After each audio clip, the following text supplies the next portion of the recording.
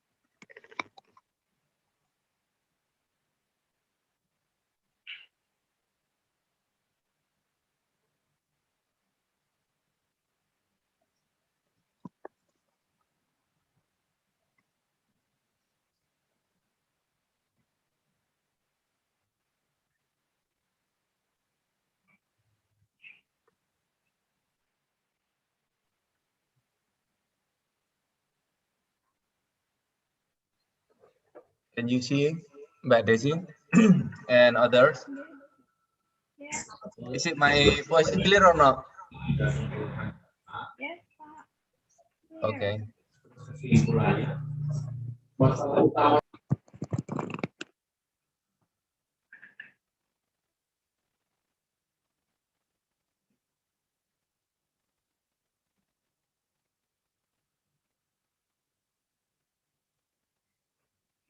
Hello, good morning, Tim. How are you? Good morning, Dr. Ego. I'm fine. How are you? I'm fine. Long time no see. Long time no see. This time 4 years ago, I went to UMY, right? Yeah. So what's the situation in Thailand right now, especially during the pandemic? The outbreak was quite heavy.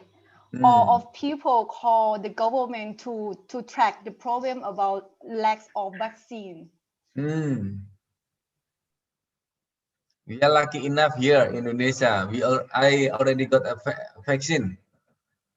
Already vaccine, right? Yeah. Oh, good lucky. Yeah, and hopefully we can travel to the Philippines, Malaysia, and Thailand. The last session I will join our session. I heard that our country is share about the situation. Sure. You can share it here. And how about the study in Thailand? Do you use how we call it online learning, or is it online learning? In here, sometimes we do a blended learning. Some people come in the class, some people do online learning. How about in Thailand?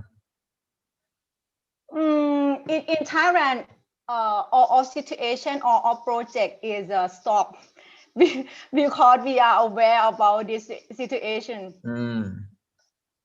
Okay. Dr. Halima, can you hear me?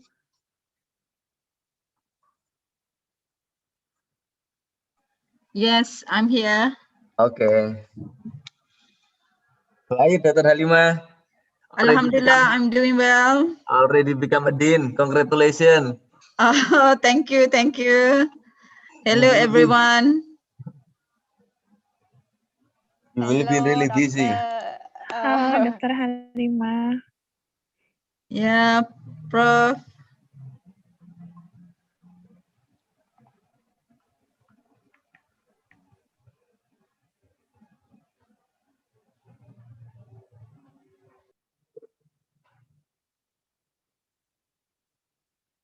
We're still waiting for other people to come and join, Mbak Halima. Okay, sure, Pak Eko. I miss UUM. Yeah, I will issue your invitation shortly. So don't worry. We will meet virtually. Halima, what do you think if next year the icon for 12 will be in UUM? Last time we discussed that will be in UMT, isn't it? Malaysia Terengganu, yeah. I'm not sure, Pak Eko. Yeah, conference we can do it. As like this year we can do online. But for the physical meeting, I'm not sure yet because in Malaysia too, the case keep rising. The COVID cases is keep rising every day. Yeah. Mm. And I think because the virus already become a mutant as well, so there will be new virus. Like in India, isn't it? Yeah. Yeah. Because they take a bath together in Ganga River. Very mass gathering. Yeah. That's why. It seems nothing happened. So how you will conduct the session? We will conduct the session. Firstly, Halimah, you speak it. The second one, Pim will speak. After that, Desi. Everyone has a time around 20 minutes. After the 20 minutes, in the last session, after 3 speakers all together already give a speech, so there will be question and answer to the floor. Okay, good.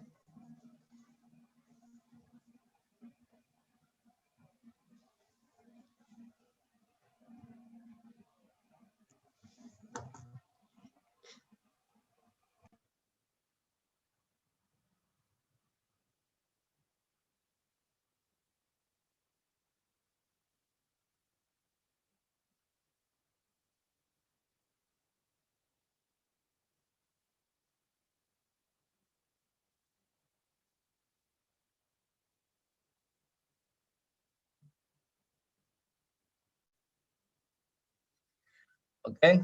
Delila, shall we start it now? It's okay. Okay, sir.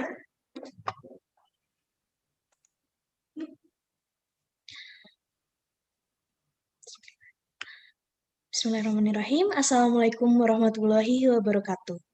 Good morning, everyone.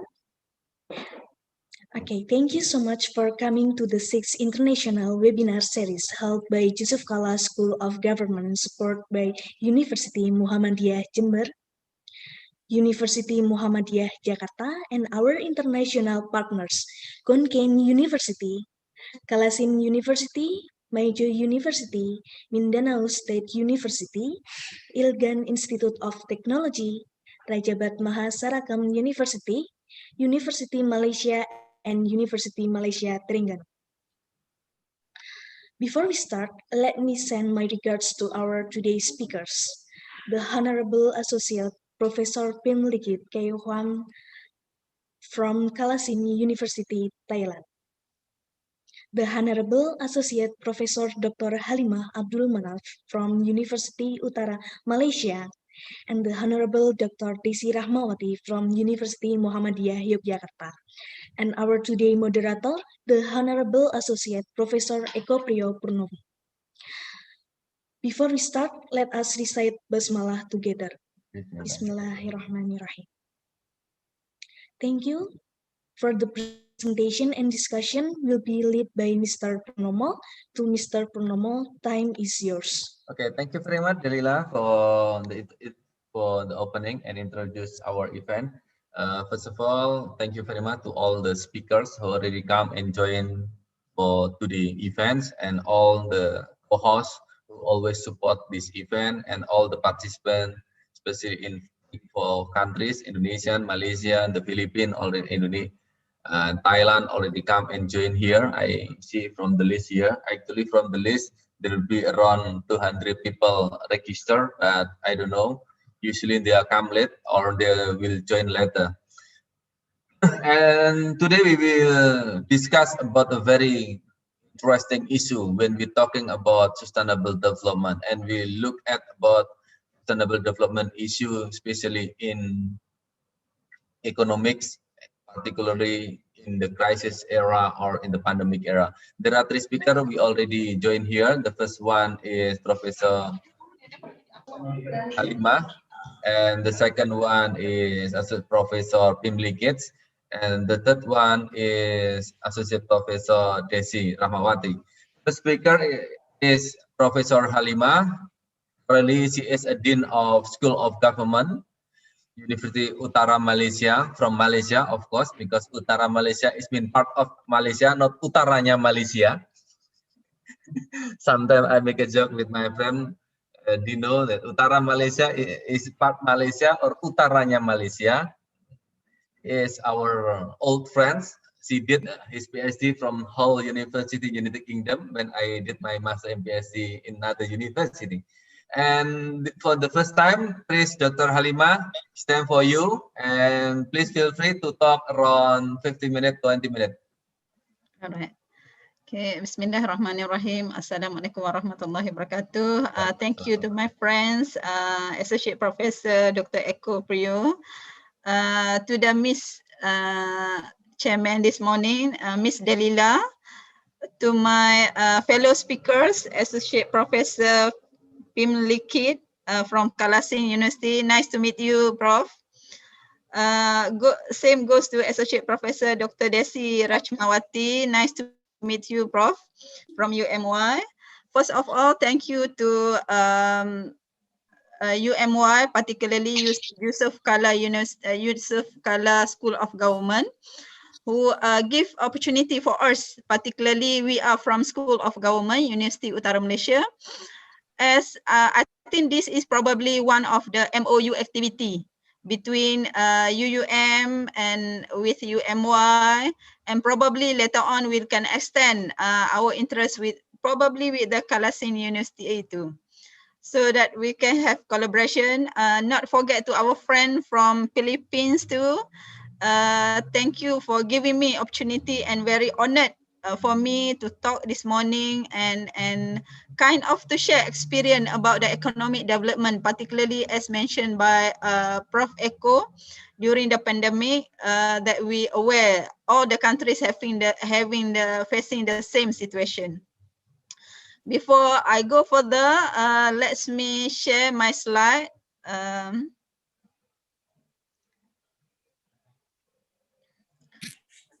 Okay, basically, as a topic that we are, everyone can see my slide? Yes. Okay, thank you. It's clear. Okay, so for the session this morning, we will discuss my reading as well as experience in Malaysia regards to sustainable economic development in pandemic COVID-19.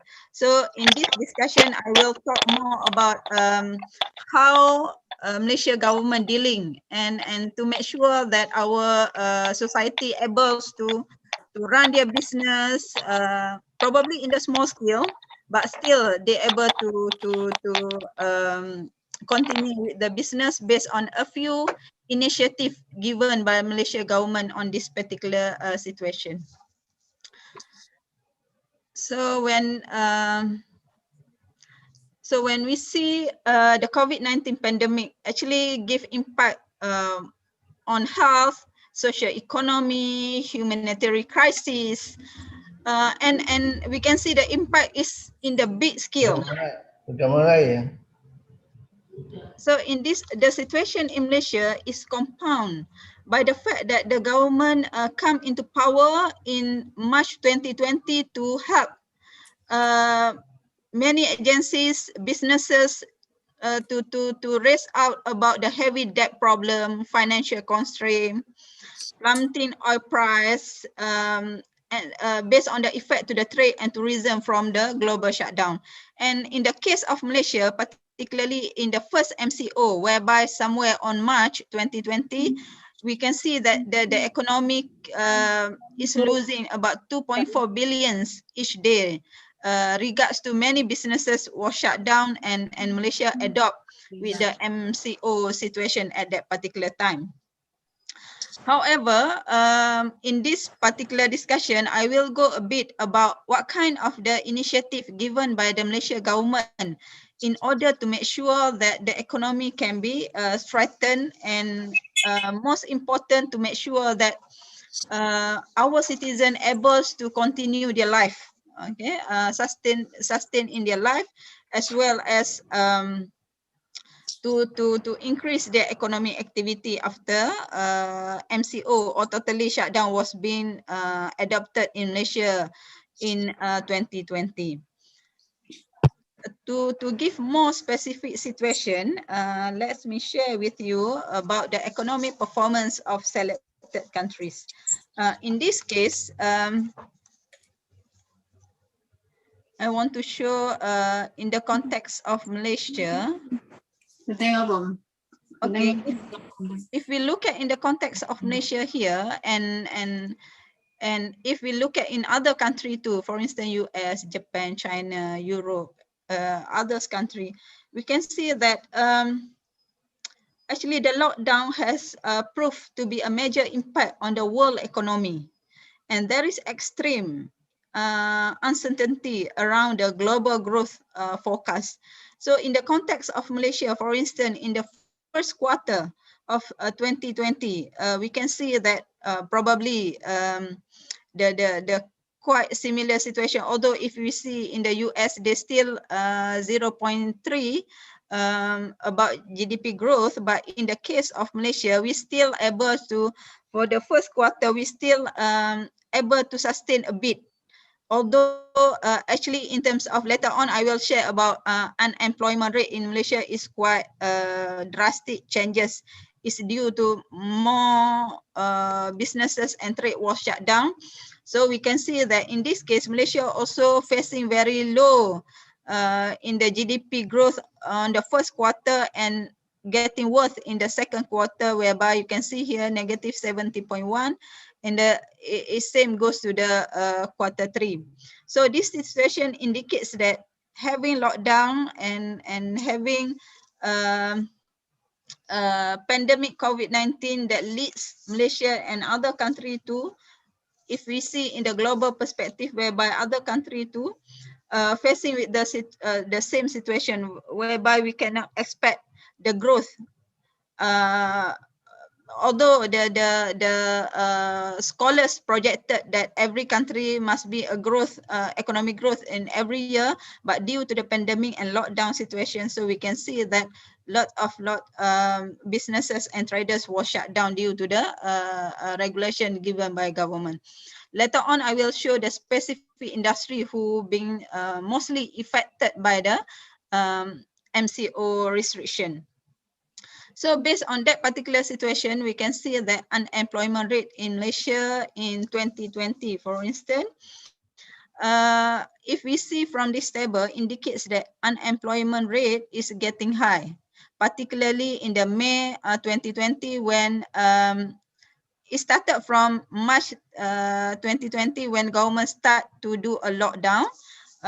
In the case of Malaysia, actually, if we see that there is, I would say that a few waves has been introduced by government. For instance, in the first MCO, Malaysia Movement Control Order, for the first time, government introduced in 18 to 31st March 2020. So in this particular time, we can see that unemployment rate in Malaysia is 3.9 at that time.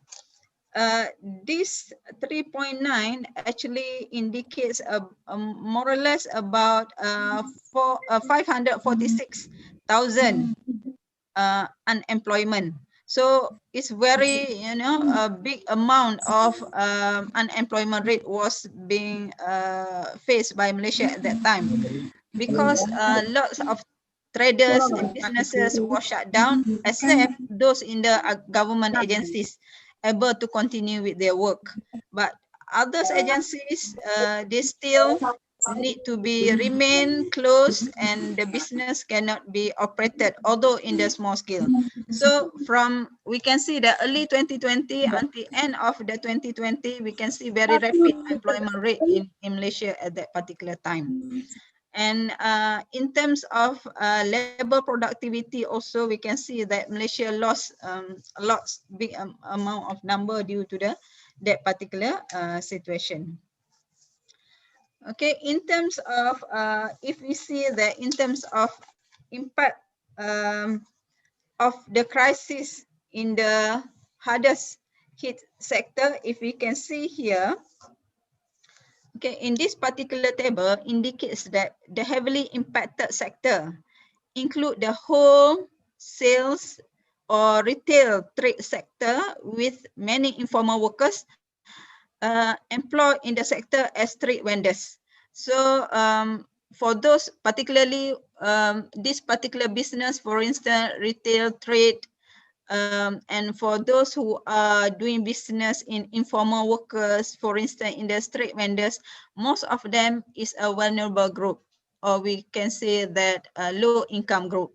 So this particular industry and group was highly impacted due to the crisis.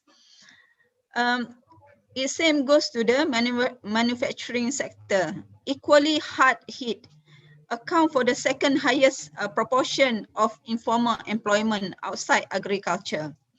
Okay, despite the agriculture sector being considered low to medium, if we see that agriculture, although considered as a medium to low risk, those in informal agriculture actually has been seriously affected as they have been unable to sell their product at urban market.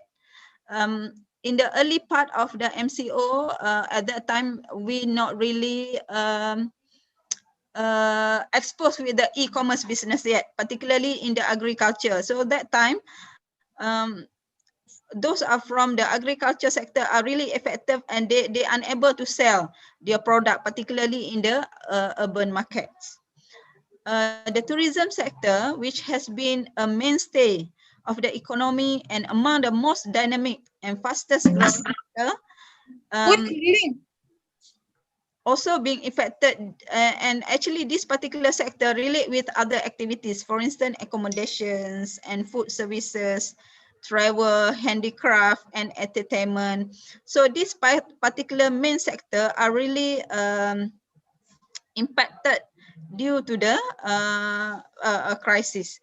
If we see other sector, for instance, education, utilities, security, public administration, they still need to be execute their service delivery. Although, for instance, in the education, you know, the advantage of having this particular pandemic that create more creativity and innovation, particularly in the education sector, whereby more and more individual exposed with the online activity and online meeting, online teaching, and so on.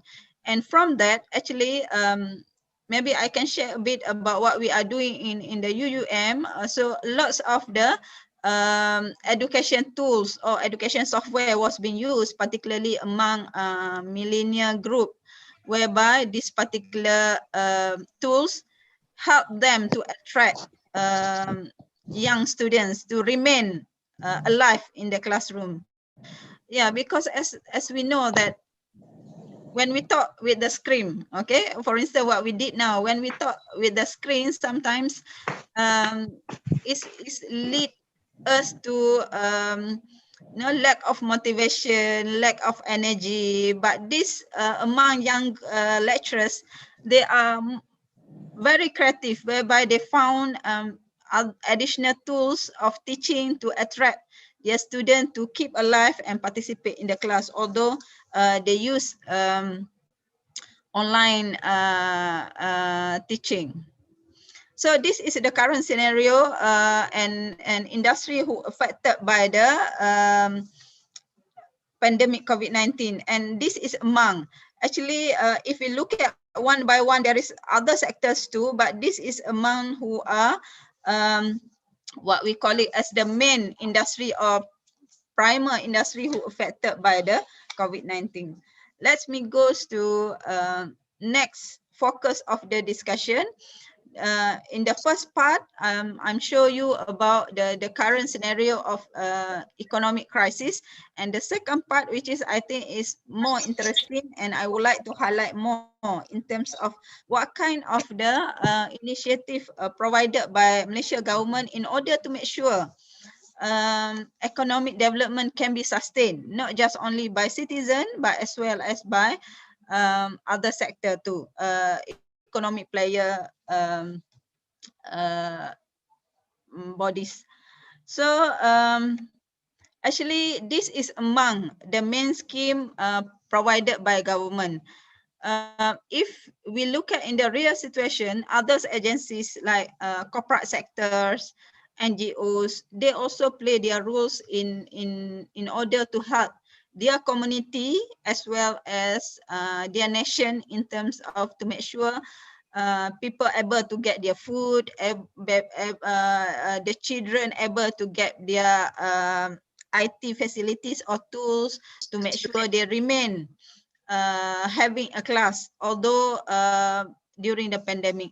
So right, I think most of the country practice the same thing. Now we have online class, and the children, we need to make sure that the children are equipped with the IT facilities to enable them not miss in terms of learning and teaching or lesson for their particular subject.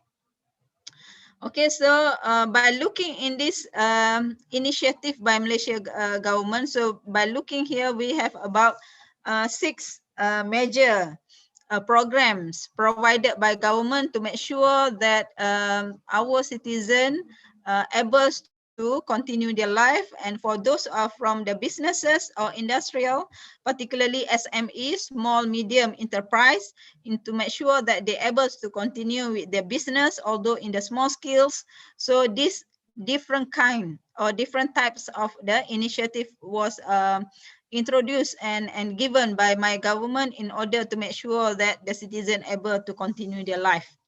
Okay, so the first one, my government produced Prihatin, or we call it as a Prihatin Economic Stimulus Package, starting from 27 March 2020, and the main program starting on 27 March, but is replaced with the because this particular scheme is specifically for entire population, but in the second wave, in the 6th of April, government are produced new scheme or new program. We call it a small medium enterprise economic stimulus package, in order to help small traders or small scale businesses to continue their business. The third one is a short-term national economic recovery plan, was introduced in 5th of January 2020 for the quite big scales of businesses. And then the fourth program is, we call it Prihatin Supplementary Initiative Package. I will go one by one to see the details of the activities and program was being introduced in each of the package. Okay, the fifth one is about People and Economic Protection Assistance Package. This was introduced in 2021. And lastly, People and Economic Strategy Empowerment Program also was introduced in this year too. Each of the package program have their own focus. Okay, for instance, we can see that first, we can see that in this Prihatin Economic Stimulus Package, whereby Malaysia government expand about 250 billion expenditure. This one is include 22 billion for the fiscal injection in order to make sure the economic activity can able to run. So in this particular package, we can see there is 3 main goals was being designated for this package. The first one, the aim of this Prihatin is, the first goal is to protecting people. So what Malaysia government doing in order to protecting people is give a wage subsidy program. Okay, for those who are affected, terminated or being resigned from their work, so the government provide wage subsidy program. Then next one, we have Bantuan Prihatin Nasional given to the poor people, or we categorize as a B40 group, to enable them to equip themselves with the, for instance, for those who have a children, then government give assistance in terms of providing laptop and so on. Okay, assistance to vulnerable groups through NGOs. A lot of NGOs goes to poor people to help them in terms of providing food, providing daily essentials. Um, in addition, government also provide EPF account to withdraw. So for those who are working, they have the what we call it as a EPF is stand for the employees provided fund. So we have this particular account that enable people to withdraw from their account to make sure they have income to maintain their life, to pay for the bill and so on. Government also provide assistance to IPT student, including not just about the cash, but on top of that, government also provide internet SIM card, okay, to enable students to continue with their online class. The others initiative is about moratorium on loan repayment. So for those who are having loan with bank or financial agencies, so they if they have option not to pay for about first 6 months. Okay, there is some rebate also for the electricity provided by the TMB as a electrical provider. There is some financial assistance for those civil servant and retires to because although for the public servant, although they still have job, but during the MCO they unable to go to their work. So this kind of the financial assistance given by Malaysia government in order to help them to continue with their life. Okay, so goals number 2 in this particular scheme is business protection. Okay, in order to make sure that SME and micro entrepreneurs are able to produce their services and product, so the government give special facilities to them by giving financial assistance. On top of that, they also have 6-month moratorium as well as scheme financial guarantee. The third goal is about economic strengthening by giving implementation of small project for the small contractors. So small project given to the small contractors in order to make sure that they're able to employ workers and able to continue their project. So this is the first scheme was being introduced by our government in the first lockdown during March to June 2020. And then after that particular scheme, my government also provide another scheme which we call it as a Prihatin. This particular scheme is specifically given to the small medium enterprise economy. And if you see here, there is a few benefit and assistance given to the government for the SME, for instance, wage subsidy for 3 months to the local workers earning up to 4,000 per month. This is kind of the subsidy given by my government to make sure employer able to retain their workers. But after certain time, once employer unable to pay salary for their staff or workers, they able to terminate or give some volunteer scheme for staff to retire early. Okay, the third scheme program is we call it as a short-term national economic recovery plan. Okay, this particular plan have 40 fundamental initiative. In this particular plan, through first trust to empower people. So how to empower people? Give training for GIG, for the IT facilities worker, for those citizens who need to go to work, the government give public transport subsidy. Okay, so this kind of the assistance given to the citizen in order to empower them. Second trust is on the boosting businesses. Okay, if we can see here, a lot of campaigns proposed by the government in order to make sure that local residents go for the Shopee Malaysia online. We are promoting in terms of give awareness to our local resident to buy local products. Okay, because now lots of the local products have the same quality like the international products.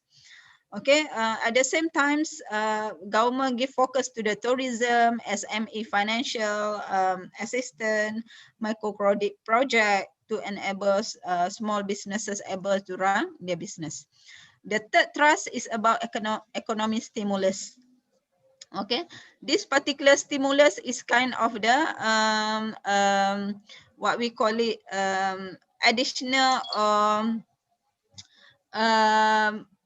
motivation that government given to the, for instance, incentive to the real estate economy, tax incentive for car purchase, extension of hours of services, this kind of the initiative given by government to make sure people are aware with the economic stimulus. Okay, next programs is about additional Prihatin SME economy is another schemes to help small businesses. The next project is about short-term national economic recovery plan. Okay, so in this particular plan also relates with what being focused into the different group. Okay, the next is about Prihatin Supplementary Initiative. So on top of that three program just now that I explained just now on empowering people to boost the economy and to make sure that tourism and other sector able to run their business. On top of that, government also provide supplementary initiative focus on the specific grant.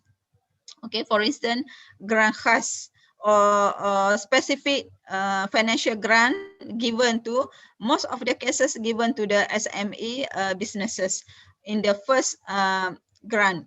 On the second grant, they have the assistance specifically to the low income group. For instance, we call it here B40 household. In different quarter, government will provide, for instance, for the single people, they will provide with RM 300.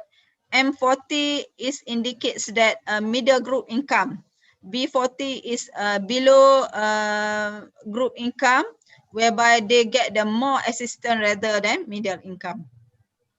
Thirdly, my government also provide wage subsidy program 2.0.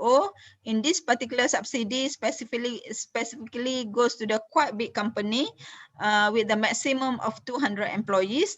So there is some subsidy and assistance given to the company, not just to employer but as well to the employees. So employees also have their income for the short time. Okay. There is additional package also given to the Malaysia government to the people in terms of people and economic protection assistance package. So this particular package, for instance, in the first objective, there is 22 initiative package was being provided. We can see one by one later. But in the first objective of this program to overcome the COVID-19 outbreak, whereby the government spend or allocate specifically for the vaccination program about 3 billion and strengthening the national healthcare sector, enhancing cooperation with private hospital, stepping up testing of the employees. So there is some allocation given by government for the health sector to strengthen in terms of the facilities and what we call it as a cooperation with the private agencies too. The second objective is to make sure the welfare of the people. So the government keep continue giving a moratorium who are interested to continue with their moratorium. We have extending the provision of free internet access, tax exemption for the passenger vehicle, particularly for the public transport. Okay, there is a welfare program given to homeless people and this vulnerable group. Third objective of this program is to support the business continuity. So in this program, government continue to provide additional program. For instance, enhancing the Dana Jamin Prihatin. This is the new scheme was being proposed in order to make sure that other type of businesses who not covered by the previous scheme, then government provide other scheme to tailor made with other needs. Okay, we can see here there is some training and support system to boost online businesses. Okay. At this time, many vulnerable group involved with their business, including for the agriculture and farming sector. They send their product through online, and government also strengthening the online transportation services like Grab Food and so on, to make sure that the product, services can go to the entire targeted group. Okay, the last program is about, we call it as a People and Economic Strategy Empowerment Program. Okay, so this particular program specifically to boost the financial activities in the economy. Okay, what government doing is there is a few focus. The first focus is to controlling COVID-19 transmission. So this particularly focus on the security and in the law, in the legal enforcement. Okay.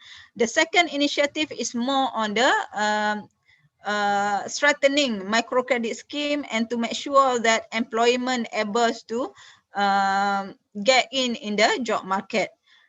The government also encourage in terms of tourism with the specific standard operation procedure to make sure that tourism and retail sector can run their businesses but with health conscience. The third focus in terms of the encourage digital business environment. So more and more products and businesses can get into the market. Same goes to the customer. Lots of product available in the market, so they're able to encourage the economic activities. The fourth focus is in terms of ensuring an inclusiveness agenda to make sure that everyone on board, to make sure that vulnerable group, women, disabled, youth, able to continue their life and involved in the economic activities. So different activity economy was being introduced by government to make sure that disabled group, young people, women, less focused group also able to involve in the economics activity. Okay. For the conclusion, what I can say here is we can see that this particular situation, the global social landscape, we can see that the global social landscape has changed, okay, dramatically since the outbreak of the coronavirus pandemic. Okay, countries all over the world have implemented movement restriction order, which has brought the world to a great lockdown. But it's not means that, particularly we are in Malaysia, it's not means that we need to stop our daily life activity. We can keep continue our daily life activity, but with within new norm nature or new norm lifestyle. So the continuous and various effort has been given by Malaysia government to make sure that although the lockdown give impact to the wholesales and retail businesses, to the education, okay, to our daily life, but we need to keep continue work our life by providing any initiative that enable economy can be sustained. And in Malaysia, the government focus is with the slogan of "No one is left behind." So this particular slogan or phrases give signal whereby Malaysia government provide lots of effort to make sure that the initiative are inclusively and comprehensively consider all the categories of population need to be bring together in the economic activities and social life. So the only things that matters now to combat the COVID-19 and at the same time to make sure that the crisis of the social economy able to settle well and in the short time. I think with that, I conclude my presentation and thank you for listening. Thank you very much, Puan Halimah, for your presentation. And finally, we got some information how Malaysian government struggling as well in dealing with the COVID-19, how they already give many scheme, many subsidy to other people, and we can see how the Malaysian government not only focus on the society but also to the entrepreneur, also big company, and I think it's we will learn more with other country because I think this situation already happened to other country. Before we move to next speaker, I will say greeting to all the participants who just joined. I see here from my friend Batara, Professor Batara from MSU, the Philippines, and so and some of my friends from the US and also from the Philippines already come and joins, and also my Indonesian friends, Mbak Dewi, and then Mbak Ria Angin, and many more here. I cannot read everyone's, and welcome here. And the next one, we will have a second speaker. She is smart people. She just got a new position as vice dean at Pasing University, Professor Pim Liukit. Professor Pim Liukit will talk about how we can learn about the situation in Thailand, how Thailand in dealing with education, and also during the pandemic, how Thailand support the student. And I think Pim Likids, it's time for you now, and 20 minutes. Feel free to speak up. What is your idea? What the situation in Thailand?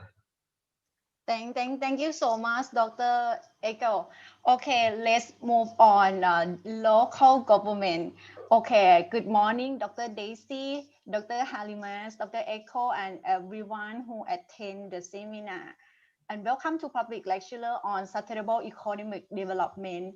And okay, my name is Phimlikit Kaohanam. I am a lecturer in public administration for Kalasit University, Thailand. Our presentation will take about 20 minutes. The subject of the presentation is the development of innovation support area-based collaborative spiritual for precision poverty alleviation of Kalasin province. I am going to say following is the research project that the government want to support during COVID-19 to support to need to be able to survive or people in the country. Okay, my presentation, I will focus on three measures. Okay, my presentation, I will take about three major issues. The first one, I will begin about the Kalasin introduction. Kalasin is one of Thailand's 76 provinces lying in upper northeastern Thailand, also called ASEAN. The province is divided into 18 districts. The districts are further divided into 134 sub-districts and 1,509 villages. Okay, let's move on our research study. The research is the pilot project from government to building about the develop of innovation support area base. The Office of the National Economic and Social Development Board in Thailand has produced its regional and provincial support report. This was published in 2017. The government has chosen Kalasin as a pilot province in order to make 2018 the population per capita income increased by 7% and increased to 10 in 2019 respectively. Kalasin cabinet model, that means the project is Kalasin people, not leave no one behind like Malaysia. Kalasin happiness model is order to set objective, strategy, indicator, goal, and plan project activity to drive the achieve objective for the no leave one behind. The framework and the target value drive to dimension, basic line element, and the revenue enhancement dimension. Kalasin happiness model, the project of Kalasin was have which in the develop to pilot the solution for poverty for the past 2 years. The result of assessment of the progress of people development income are an index that reflect the financial status or academic position of people with 4 indicators, including, for example, average household income. The implements of the poverty resolution research program by the support units of the Area Development Foundation under the project Collaborative Integrated Space Development to Comprehensive and Precision Poverty Kalasin Province that have the network and partner to join with our and work has been right under the research action plan, leading to creation of information system and monitoring to help the poor Kalasin province. Kalasin University, the University of Local Development, is an academic body, an important part of the operation to drive poverty problem solving program since 2017 with Kalasin province and has been linked to the local development funding under the projects.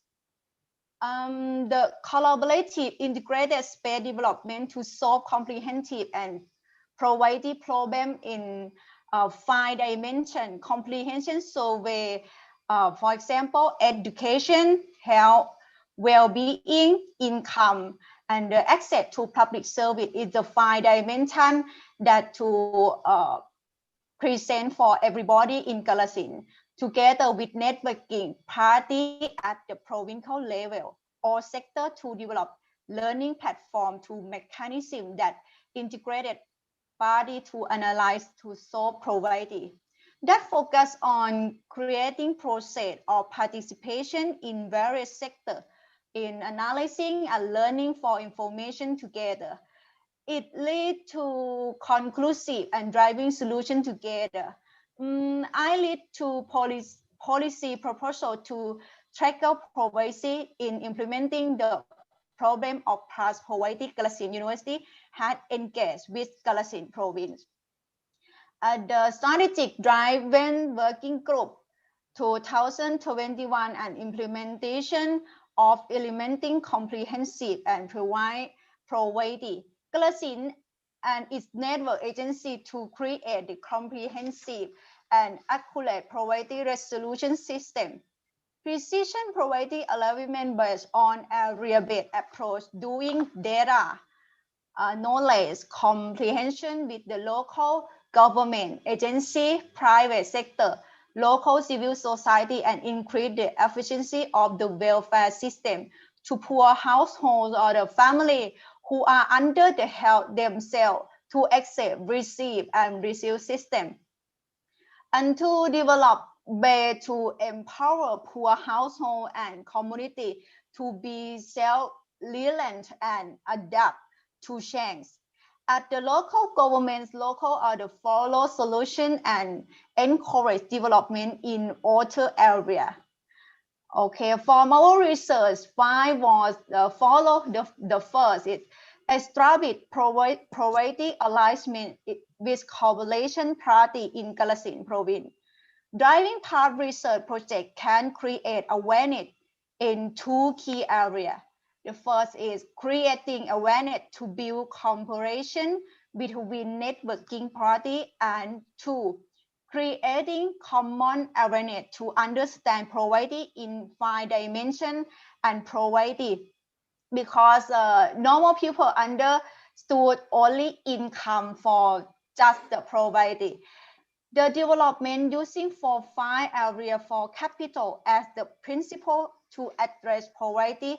After our conducting a research project to track poverty in 2020 by creating common awareness from the process to the community. Community leader, citizenship, volunteer have been involved in the search for the poor.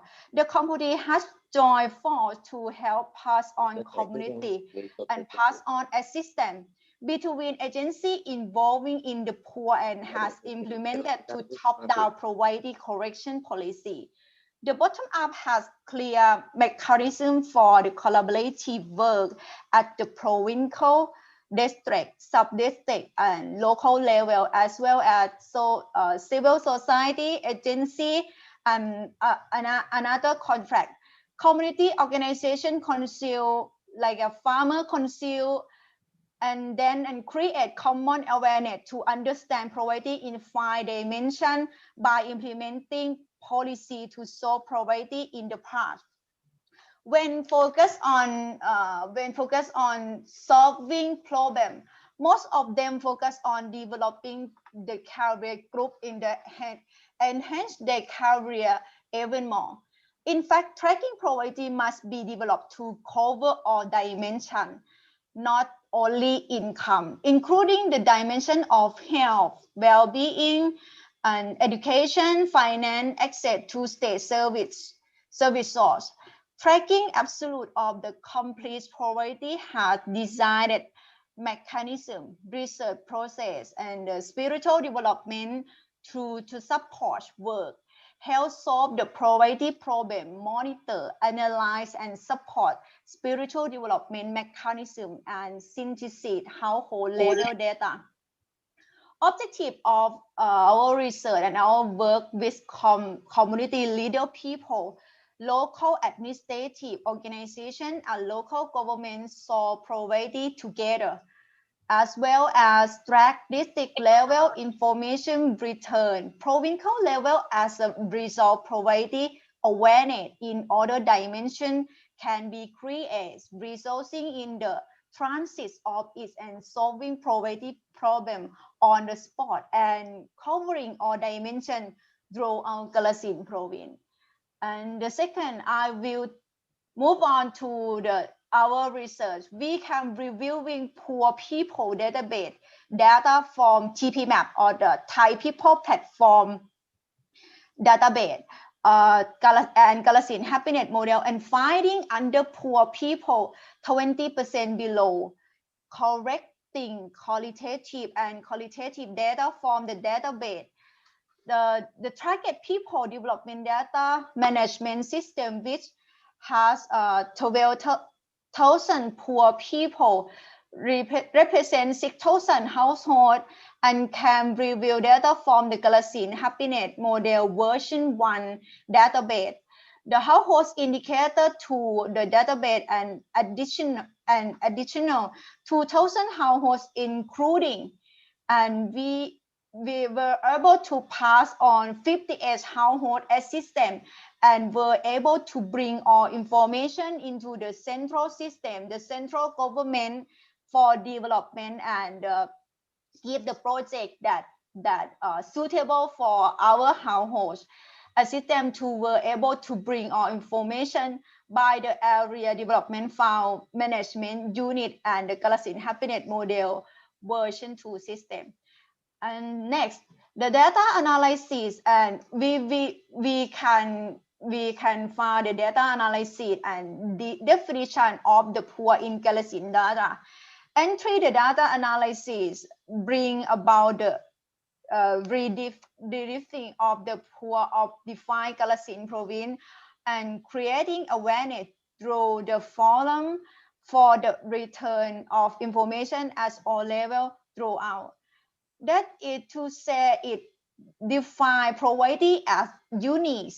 So source score based on critical analysis value defined as the living condition of individual with insufficient income to expenditure, earning less than 20,000 baht per year per household. Living condition depend on welfare. Lack of supplementary income, unsuitable housing, there is no place to eat, there is no sources of the opportunity, and no have skill in the profession. And the grouping consists of not being difficult enough to live in, which is suitable for the contract for poor in Kalasin province. We can, number 4, create space level process innovation to support government, the central government agency to make informed incision in the Kalasin happiness model system. The issue of implementing policy that are flexible according to structure of Thai bureaucracy and the lack of continuity of the cooperating work, which had led to the sector contributing significant to the policy drive to solve poverty, collecting data to report to senior agency, evaluating performance in many projects. As the result, there are many sets of database to address poverty in Kalasin province, including provincial level, district level. This is information that does not match and is in the same direction. In the first year of the research project, Kalasin University study and create the single database of the research study, review and database set data set and confirm the data of the poor in order to establish a database from household poverty and to monitor the support of Kalasin province with reliability. This will enable development to solve poverty problem on one by one development better. And the system will be delivered to provincial authority to drive at the provincial level. The district and sub-district are completely to develop.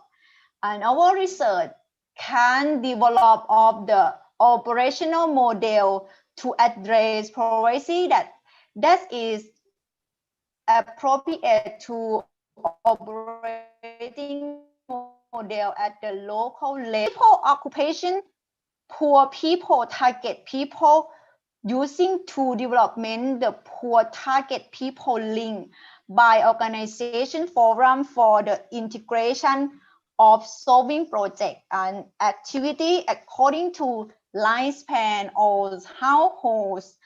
Lifespan or household development plan according to real needs, using knowledge, skill, and the poor target for one by one development.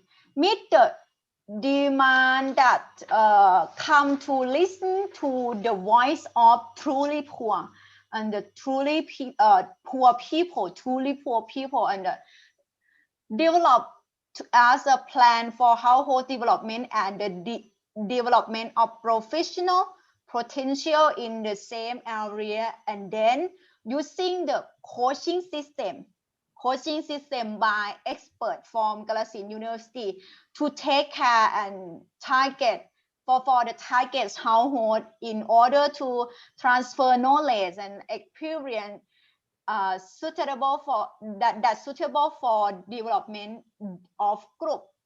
And then we use mentor system that monitor household development throughout the development periods in connection with the development of community found innovation. The community generates occupational found the support, the seeding money, seeding group, and the future explain to youth the found the develop of the profession and bring some profit back to the community found, and the explain to effect of the poor and the ceiling to be able to set themselves themselves and the community.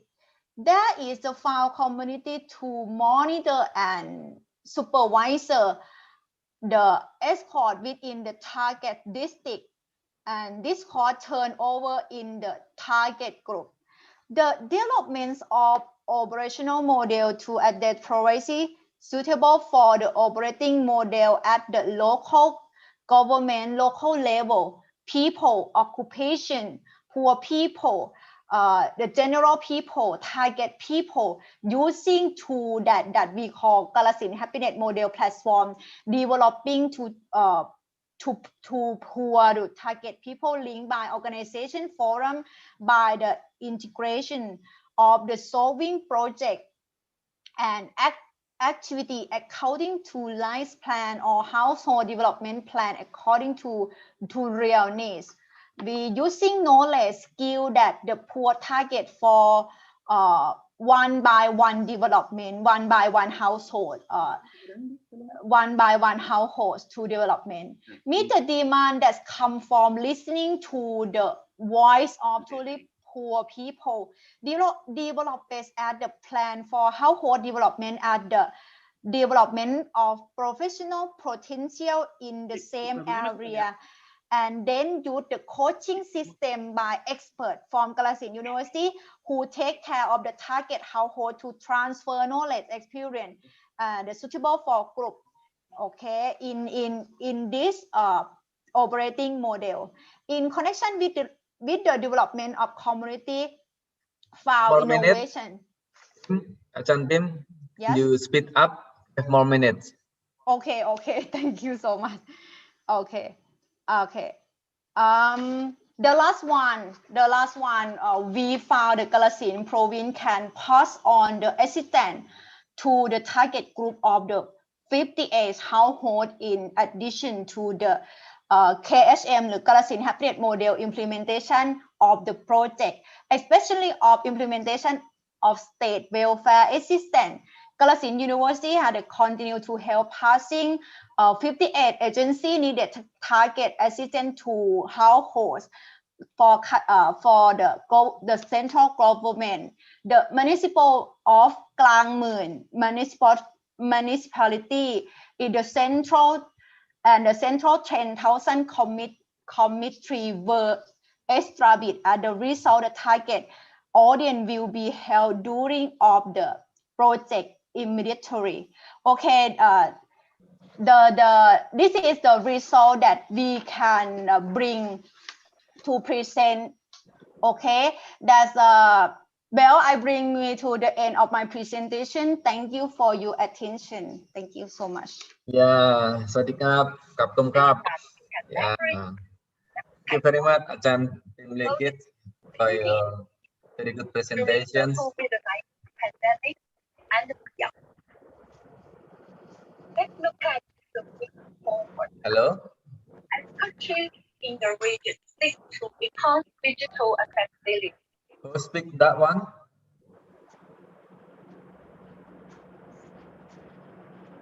Okay. Thank you very much for Achan Tim Lekit, who already explained about how Kalasin University and Kalasin City try to manage this pandemic and these situations. The next presenter is Dr. Desi Rahmawati. She is our young staff as well. Is very energetic. She currently joined at Department of Economics. She finished a PhD from IPB Institute, Institute Pertanian Bogor. Yeah, and he just joined at my university 2 years ago. And Dr. Desi is time for you now to explain your presentation to 20 minutes. Thank you. Okay, thank you, Pak Eko. Thank you for your deliver my presentation today. Okay, Assalamualaikum warahmatullahi wabarakatuh. Good morning, everyone. Now I want to presentation about the sustainable economic development in Asian region in regional context. Okay. This is in light of the growing importance of Asian economy and Asian regional context. Here I will deliver some materials about the sustainable development outlook today, and then the financing opportunities and the challenges, and how to integrated financing framework for delivering sustainable development. Mbak Desi, we couldn't see your video, please. Oke, saya sudah di sini. Oke, sudah kelihatan, Pak? Not yet. Your video is not yet. But your Oke. PowerPoint is okay. Sudah kelihatan? Ini sudah tampil di situ di layar? Not yet. Sudah, Pak? Lila, can you see it? Is Delila or Rami, can you see the video from Mbak Desi? I can see, sir. everyone? Okay, start my video. Okay, now you can see it now. Okay, started now. Okay. Everyone can see my presentation? Yes, okay. Okay. Okay, thank you, Miss Professor Eko Priyo Purnomo. Thank you for deliver my presentation. This is ini kelihatan nggak ya? Sebentar. Ini videonya. Wait, please wait. Ini nggak kelihatan zoomnya.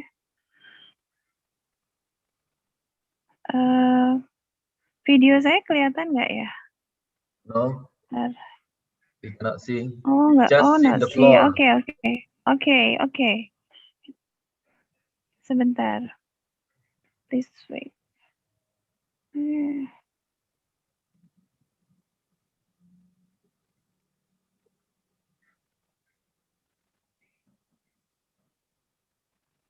Nggak muncul ya videonya. Okay, just go ahead with your presentation. That's okay. Okay.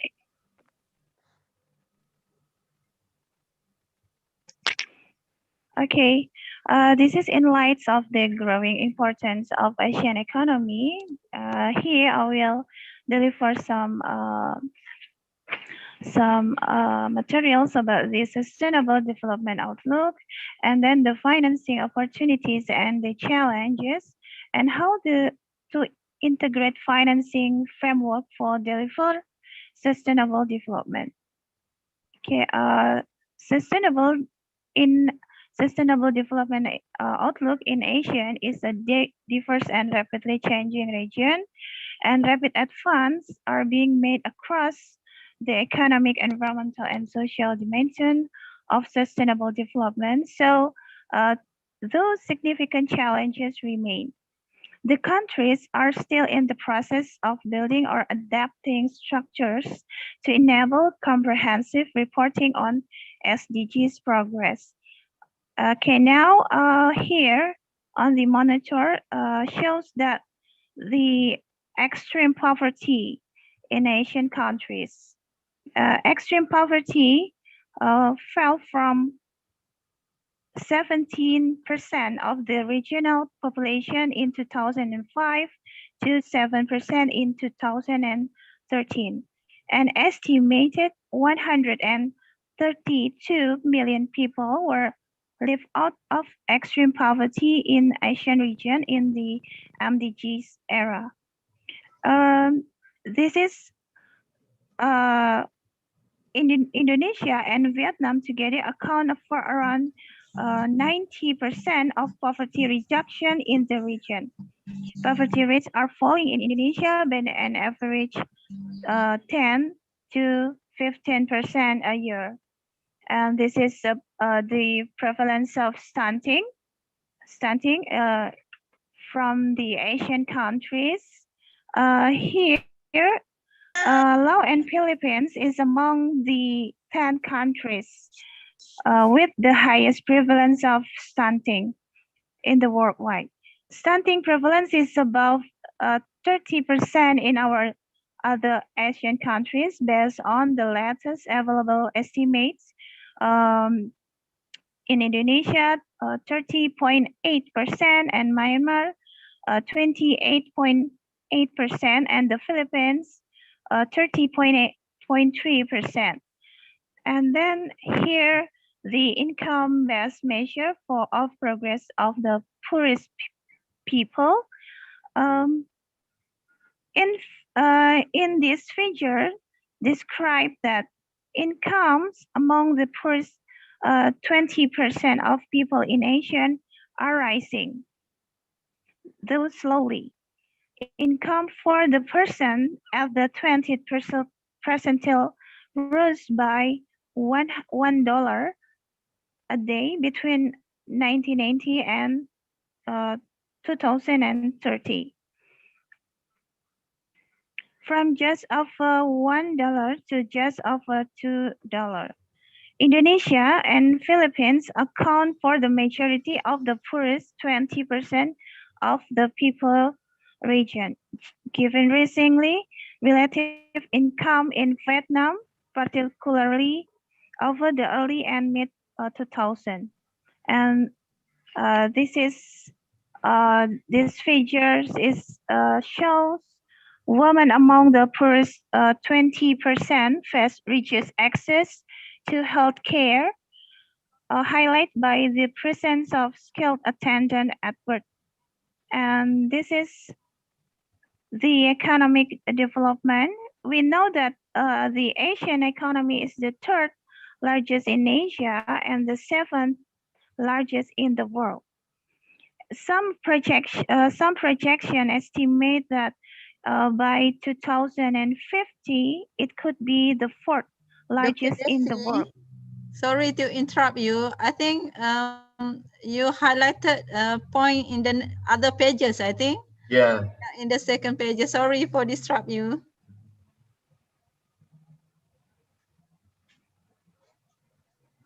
Okay. Okay. Sorry, Dr. Desi, are you talking in the same page or the other pages of your slide?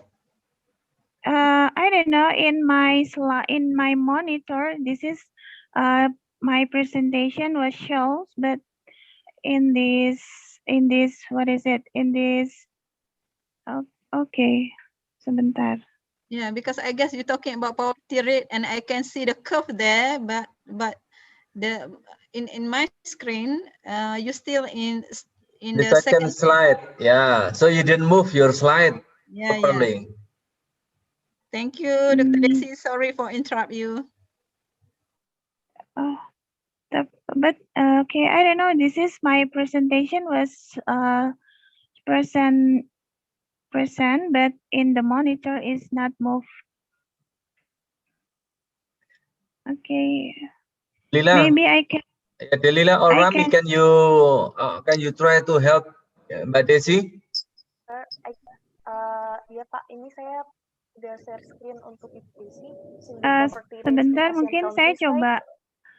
Sebentar, Desi, Akil, mungkin saya. Oke. Mungkin bisa di stop dulu Bu, baru di share lagi. Oh, oke. Sebentar. Kenapa ya? Di stop sharing. Oke, share screen.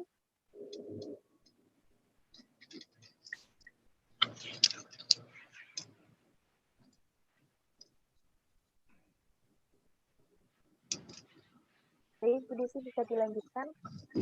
Oke. Sebentar, saya share.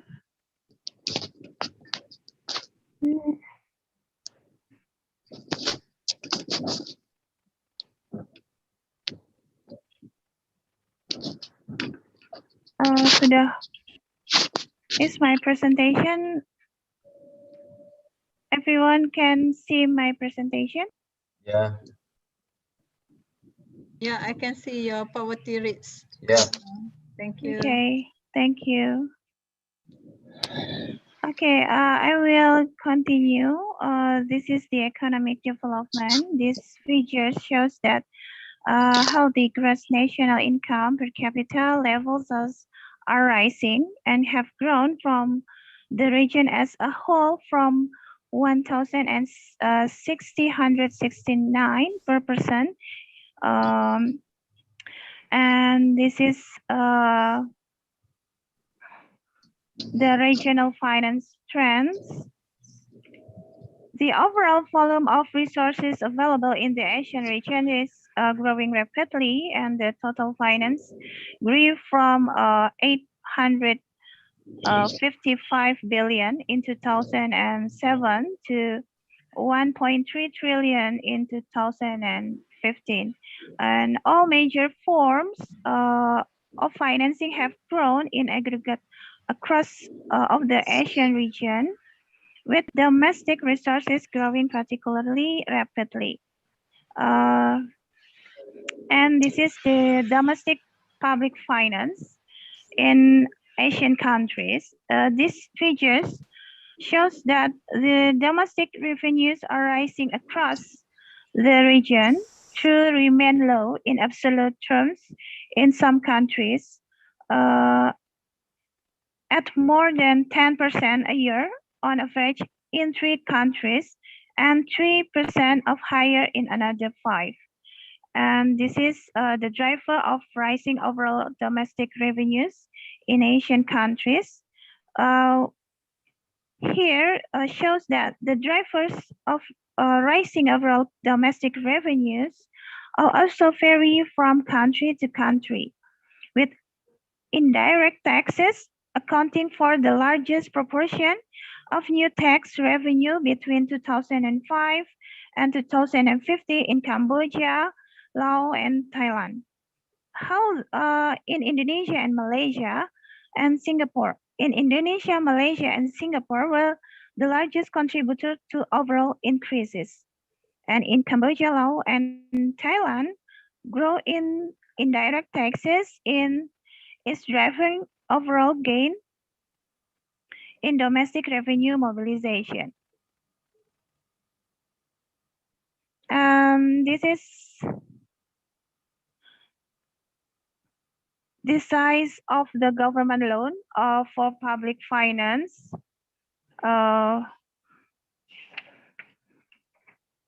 Beyond revenues of government borrow to make up the deficit between income stream and spending. This borrowing is a core part of most public finance models in the region, accounting for at least 10% of the budget in 6 ASEAN countries on average, and due with significant fluctuation year on year in most countries.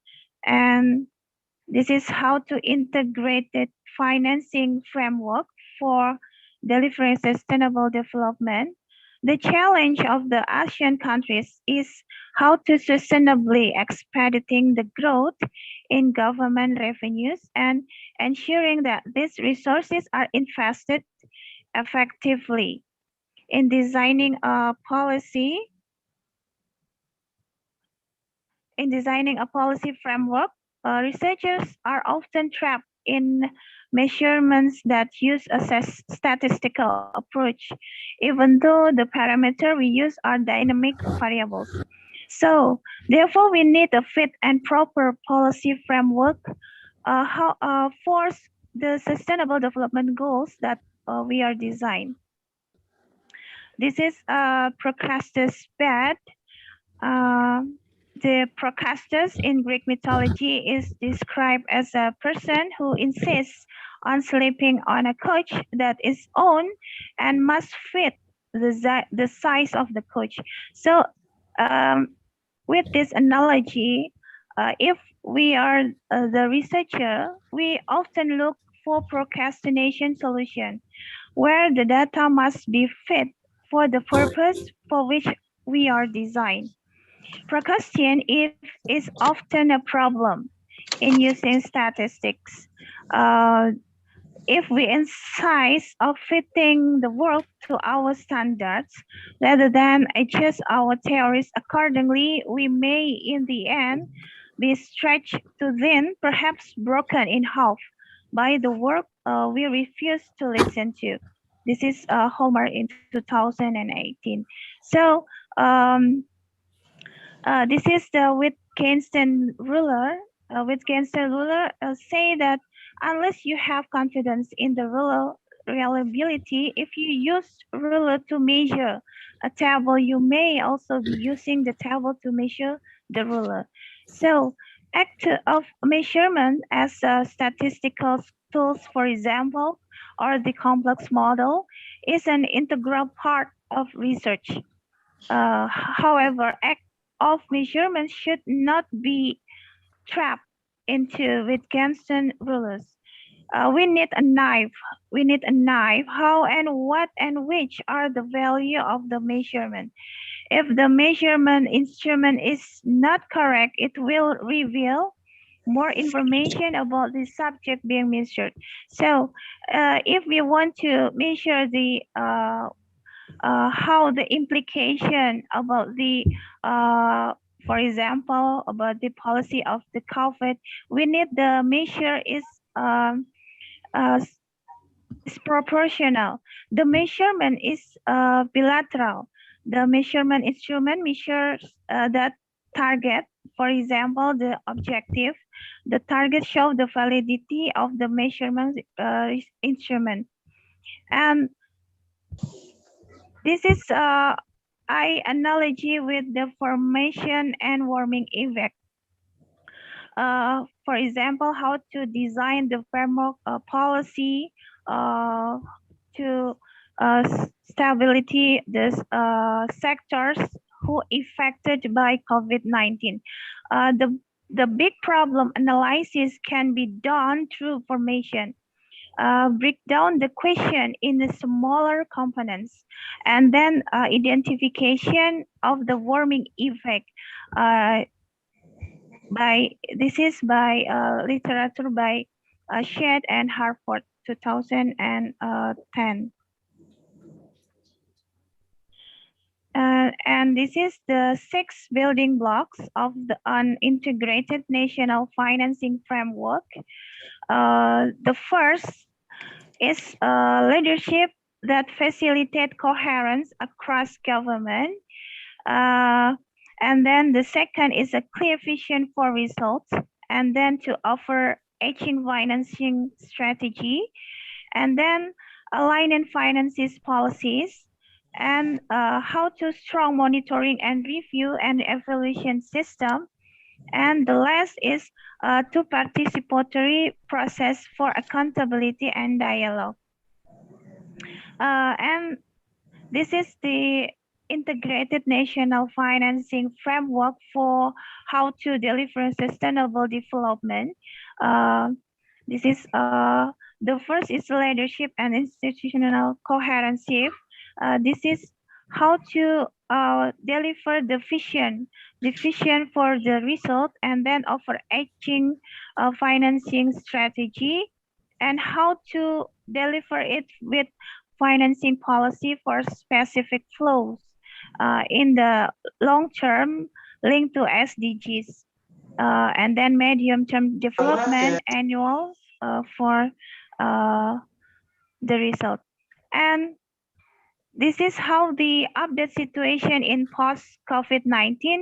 The situation in post COVID-19, the sector affected most several is travel and tourism, and then the sectors of retail and other service sectors, and also business operation.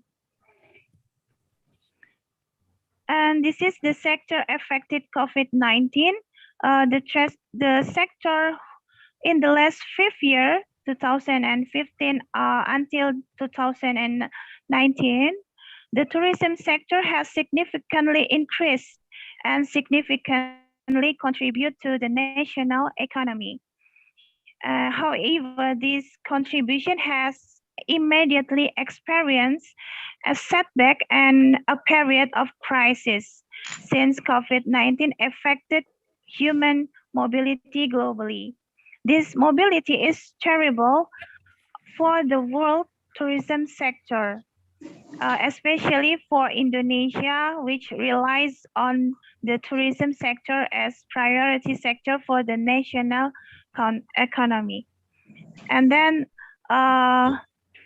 this is the tourism sector is one of the worst affected by the COVID-19 pandemic in most of the Asian countries, especially for the country of Indonesia.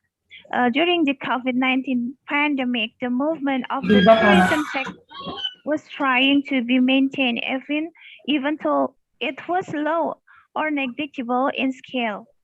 So in this case, we need to involve the stakeholders. Must be done to optimally to maintain, to rebuild the tourism sectors and generate a new spirit of tourism in the future. This is the result of research from Mr. Eko Priyo Purnomo et al. 2021. I think this is the end. My last presentation. I shows the publication Pentahelix model in sustaining Indonesia tourism industry from Mr. Eko Priyo Purnomo et al. in 2021. This is the link. You can access it on Springer. Okay, thank you, everyone. Thank you, Mr. Eko, and then Professor Halima Abdul Manaf, and Associate Professor Pemlikit Karhanam for the opportunity. And I will continue to Mr. Eko. Thank you very much, Deep, for your presentation, Mbak Desi. So finally, we understood about the very big backgrounds about the situation in ASEAN country, how some ASEAN countries, they can grow fast, but some they grew very slow, and in some particular country they already declined. And we already got a picture about why the poverty in ASEAN country is still big, and some other country still struggling how to manage their property. And we learn about how the big pictures about the sustainability economic is one particular issue and special issue in dealing with sustainable development goals. Okay, before we move to the presentation, Mbak Delila, can you show a link that I already shared to you? Yes, sir. Okay. First of all, I would like to say thank you very much indeed to all the hosts and co-hosts. This event is organized by Asia Pacific Society for Public Affairs, and we support by several institutions. In Indonesian institution, we got support from Universitas Muhammadiyah Yogyakarta, Universitas Muhammadiyah Jember, Universitas Muhammadiyah Jakarta. From other countries, as members, we got support from the Philippines, University of Mindanao State University in Elegance. There is Professor Iking Batara already joined here, and I see Queenie here as well. And we got support from Malaysia. From Malaysia, we got support from University Utara Malaysia. Dr. Halimah is here. We got support. We met Dr. Tino, and we got support from University Sains Malaysia, and then University Malaysia Terengganu. And then we got support from our co-host in Thailand. There are a few universities already come and join this event. University of Thammasat University, Kalasin University, University of Kalasin, the university where is Achan Pimlikit stay there as vice dean. And we got support from Rajapat Mahasarakan. There is Achan Sirikanya, who already joined here as well. And we got support from Konkan University. And there are another university, Maju University, and who already always support and join with our co-host. And the other university from Korea University, we have support from Korea University, and then Busan University. And there are a few universities as well from Taiwan. There is Asia University, National Cheng Kung University already support. For those participants, especially individual or institution who want to join with us, you can log on and you can look at this website apspa.org. You can look, there are a few activities that we have done so far and we will have. There is about publication. There also will be about accreditation for programs. So if you manage a program or faculty members, you can join us to get some accreditation. There are a few things that I want to give some information to you. This is the APSPA. And the next one is question and answer. Thank you, Delila, for helping me to show up the website. The next one is question answer. For those participant who has a question, please raise your hand or you can type in here.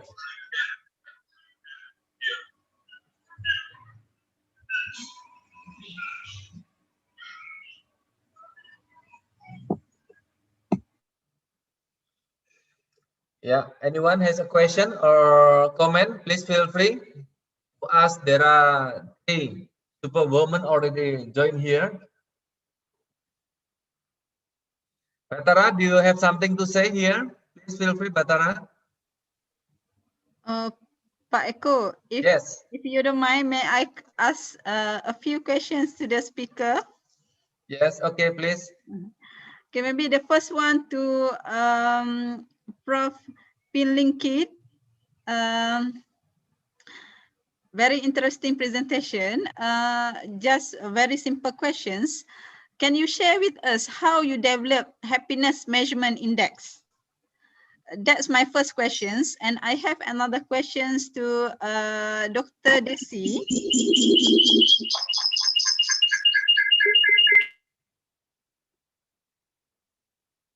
Okay, go ahead.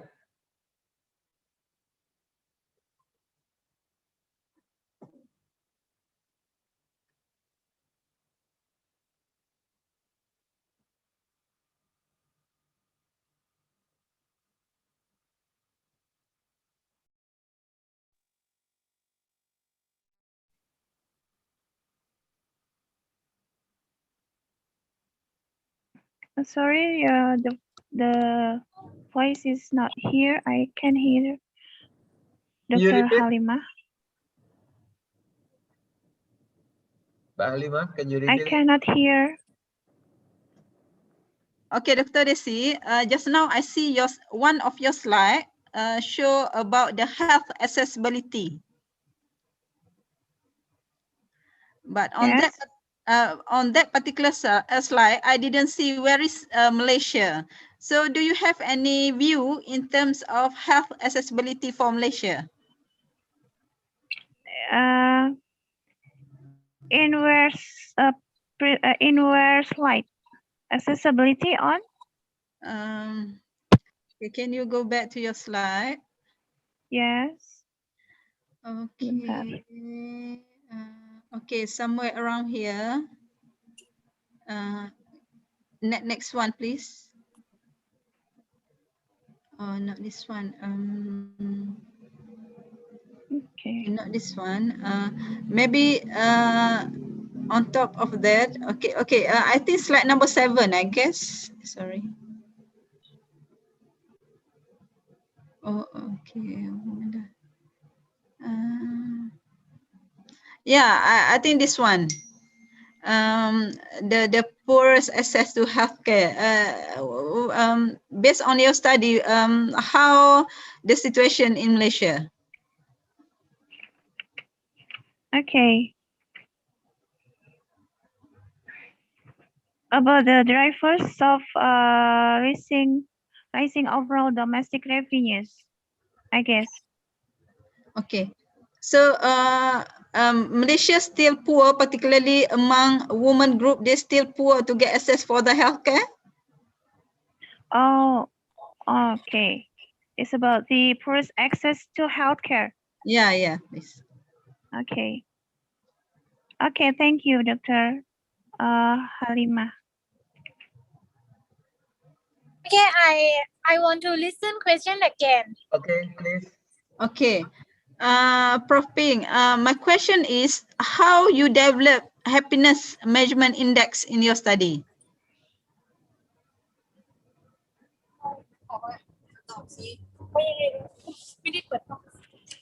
Okay, in Kalasin is less than the index of Thailand in the last 3 province in Thailand. And we are developed for the research. The ministry is the side in the project for our local government, and our local government is a implement project. That project is a target group in the poor people. We are developed in operating model. For example, we set the program, we set the database for the database about the poor people. For when we have the database that the provided, every government in the province just the decision is strike to the poor people, and then we set the uh, more coaching program for the uh, expert from Kalasin University to one by one household family with the poor people, and an expert from Kalasin University and another university in Thailand for expert to matching one by one with poor family, and then to share the knowledge and experience for the poor people, and the mentoring for their to build up from the pouring. That's okay. Prof Pim, if I can ask further, then what is the indicator to say that they are happy or not in their life? Okay. About indicator in Thailand, the middle line is 20,000 baht per household per year. 20,000 baht per household per year. That is if they're under the middle line, there is a poor people. It's not less. We just to build up the less from 50,000 baht per household per year. Okay, so means that you are looking on the poverty line. Yes. As indicator for happiness. The same the national middle line. Okay, so for those who are earn more than a national poverty line, then it considered as a happy family. We decide that if they have the good in health, in education, and income that except to public service, that have the happy, and the middle line is upper on the middle line of the national. Okay, I got your point. So means that your indicator is income, health, and education, right? Yes. Okay, thank you, bro. Thank you so much. Be careful, family kid. You are driving, so be careful. Don't go anywhere. Okay, Desi, do you want to answer?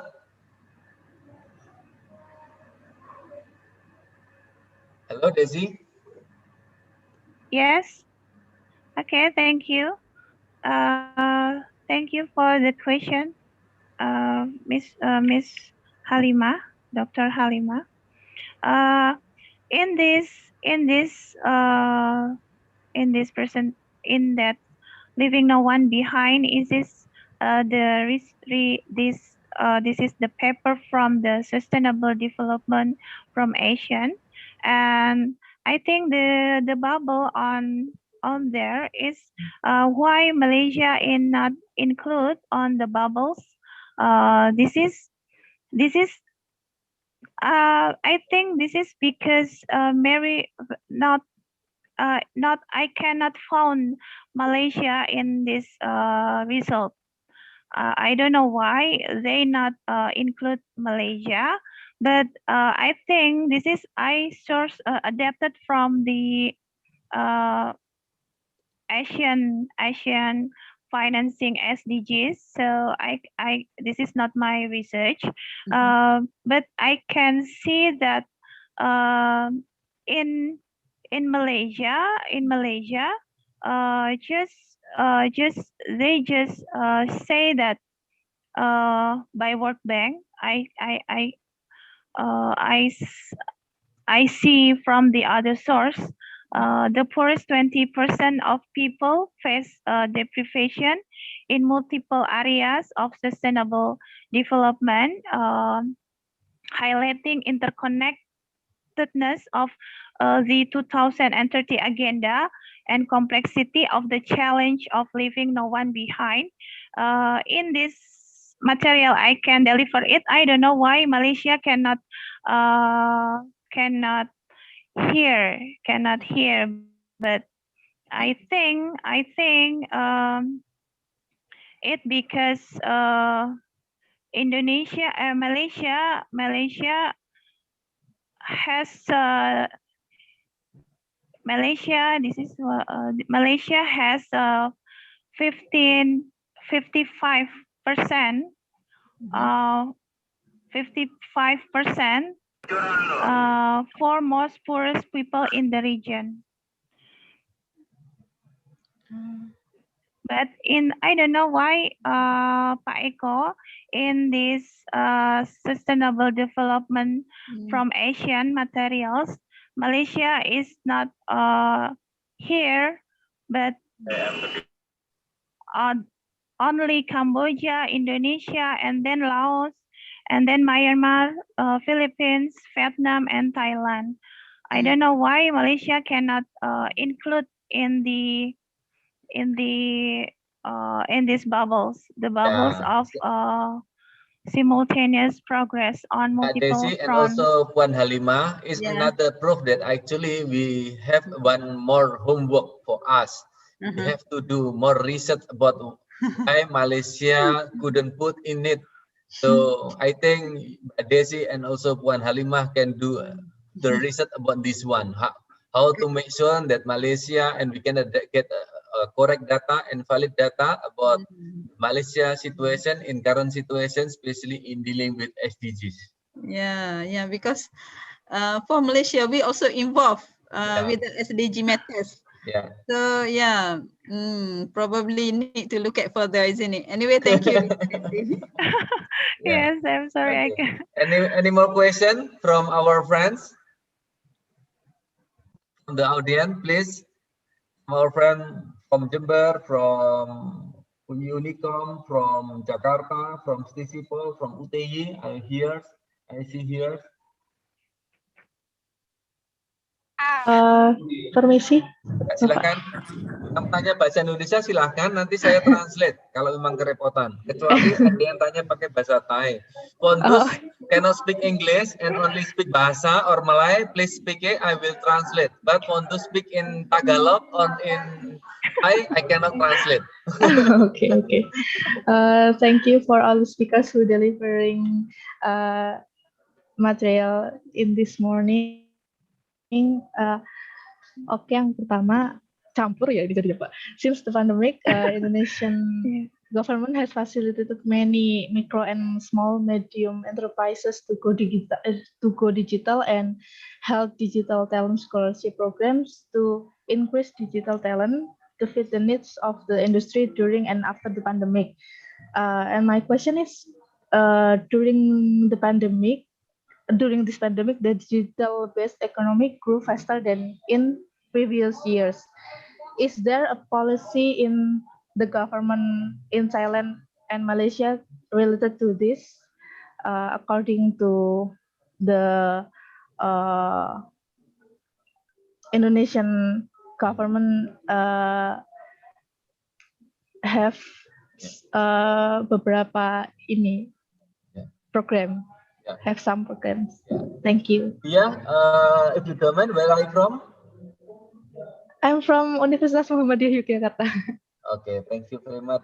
Yeah, very good question. There are Okay. question for all the speaker. The question from here is very good. When we are look at in the market, when we look at in traditional market, there is crisis on it. But if we look at in media and also online market, there is increase. We can see Tokopedia, Shopee, Lazada, and all those things. They are the market income is very, the revenue is a very high demand during the COVID pandemic. Based on your experience and based on your knowledge, are there any policy in your country, in Indonesia, Malaysia, in Thailand, support to this situation, support especially in media or online market? Please, Halimah, you can answer first. Okay, thank you, Pak Eko, and also Miss Dia Ayu for the questions. Probably I can share the experience of Malaysia regarding to kind of support system that government provide to make sure that people have equipped with the digital skills. Actually, we don't have the specific policy basically. But what we did was the government not come out with a specific policy on digitalization on specific facing with the COVID-19. However, before the COVID-19, government already have the policy on digitalization in government services, including in the private agencies too. So it means that in terms of service delivery in digitalization is already in board. I mean, people aware about that, but not specifically on e-commerce. So once COVID-19 coming, what we did was specific like USM, UUM, I'm talking about higher education, provide their own programs and training to the student and outsider in terms of how to getting e-commerce skill. So more and more higher education as well as NGOs, others agencies provide the training, workshop, knowledge sharing. In fact, in the community itself, they identify the businesses who able to survive during the pandemic to share experience how online skills help them to market their products. So basically, specific policy during the COVID-19 on digitalization, we not impose, but we more on training, workshop, awareness, provide platform, marketing, this kind of the initiative provided by government as well as other agencies to create skills, to give skills as well as to create platform for people rather than go for the conventional, but post their services and product tools and so on in the website or in the online basis. In fact, nowadays, like Shopee itself, they itself provide skills with some fees to the people who would like to join or become, part of their partnership and so on. So this kind of the initiative, I think, if you talking about schools, teenagers nowadays, they are, they are very creative to use internet methods, Internet of Things to help their parents, to help their family members to market their product.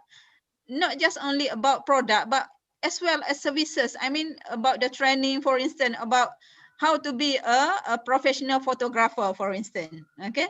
Or how to be a professional in certain skills. Some people who lost their job, they be a, what we call it, a freelancer, to teach accountant, for instance, or I have a friends who hire someone who being terminated from the construction to build a good website for her. So this kind of the opportunity surrounding and many people, you know, take advantage and as well as take opportunity to partner with others in order to make sure everyone able to run their life to do their business. I think that's my view, Pak Eko. Okay, thank you very much, Puan Halimah. And then Pimlikit, are you still there? Can you answer the question? Yes. Policy in Thailand, like Malaysia, but not have the policy that direct for this topic. The policy from my Ministry of Education in to budget allocation making online learning platform and reduce tuition free for our students and teaching students to be an entrepreneur, and there are also distribution of the remedy for the who receive the COVID-19 crisis and pandemic that have the not have the policy for direct this project. And another topic, like Sam, the Dr. Halimas, right?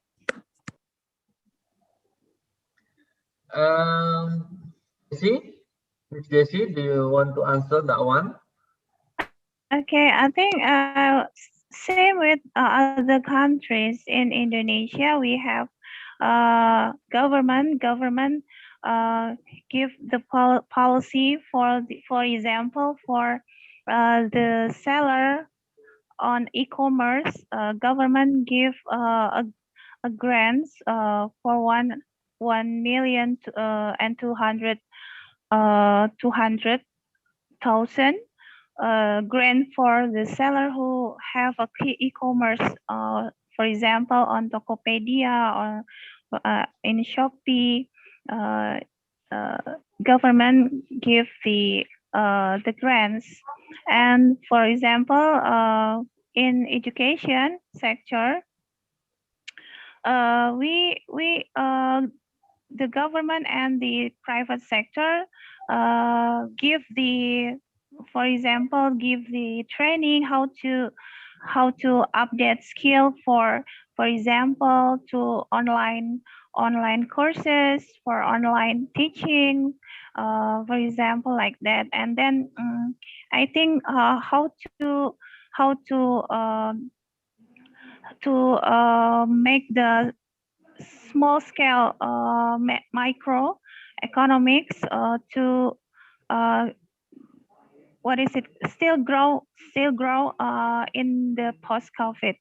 I think the policy in Indonesia is still same with in the Malaysia and then in the Thailand, but in Indonesia we still PSBB, so this is still limited access for everyone to make the economics can grow up like that. Yeah, I just want to give some information to all of you, especially for those who doesn't live in Indonesia.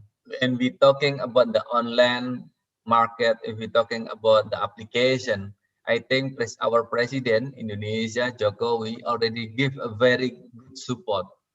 The reason why, because the CEO and also the founder of Gojek, if you know it, because in ASEAN, especially in Southeast Asian region, there are two applications for transportation. The first one is Grab, the second one is Gojek. The owner of and also the founder of Gojek currently is become the Minister of Education and Higher Education and Research. So I think it's, I don't know how to say that one. Is it Jokowi really support to online market, or because the owner and also the founder of Gojek already support Jokowi when Jokowi running for the second term? I don't know. This is a politics. This is the Indonesian, and maybe will be happen in Malaysia. Who is the owner Grab in Singapore? Because Singapore there is no election there. The election is only for procedural democracy. There is no real democracy. So if the owner of Grab they already have a power, maybe he will run as a minister as well. It's another issue in Indonesia. The next one, anyone has any question, please feel free. Any question or comment, please.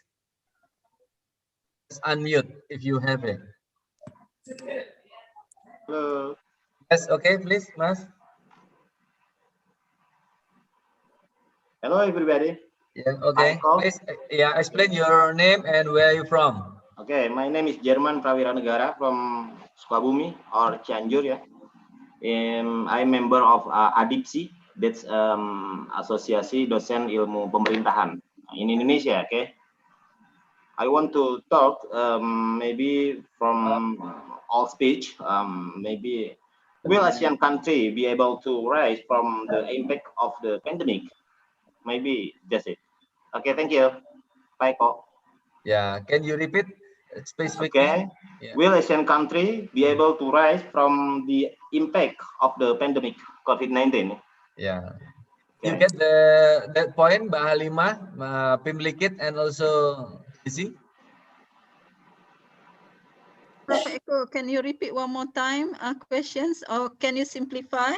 Yeah, the question is when actually Southeast Asian country can deal or can finish the impact of COVID-19, or in the other words, when is pandemic will be end? Okay. Because I want to travel to Malaysia, Thailand as well. Okay, I think probably I'm not the person able to answer this, but I think based on the reading what being what we call projected by the economy scholars, as well as what we call it politician, probably they will say that COVID will stay with us more or less at least 5 years at least. I don't think by looking on the statistic in India, for instance, and in fact, in Malaysia itself, the case of the COVID-19 keep rising. So, and in fact, our government take a few action. For instance, we stop our border to the traveler from India, for instance. So I don't think that within a short period of time, I mean, the government will open a border to, you know, everywhere around the world, and we don't see the symptom or indication that the COVID-19 will be away in the short period of time. That's only my personal view, Prof. Eko. Yes. Thanks. Even the border from UUM, from Alor Setar to Thailand, is it, there is, you are close it? Okay, we stay close it, but for the international students, regardless from, except from India, but from others country, for the international students, we are allowed them to come here. Oh, I see. Okay. How about the people commute from southern Thailand to Alor Setar, to UUM or something like that? Because there is a border there. Yeah, the border stay closed. Oh, I see. But we have the flight. Okay, clear. Pimlikit? I think the outbreak was quite heavy. The all people calls on the government to tackle about the problem of lack of vaccine. I think when the people get quality vaccine, the COVID-19 get better. I think vaccine is special. Now is vaccine can be specific to the group. That's my opinion. Yeah. Especially when we are talking in the Thailand, especially in current situation, I think Thailand is very good because the number of patient is not as many as Indonesia or Malaysia.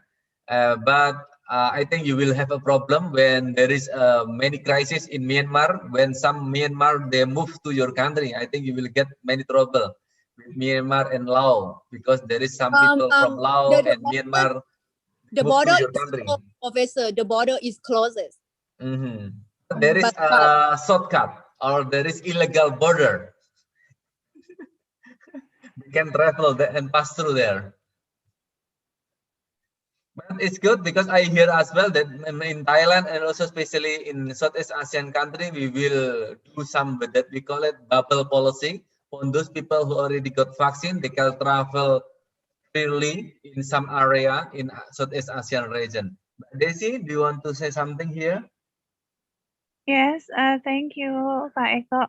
Now I think this is my personal point of view.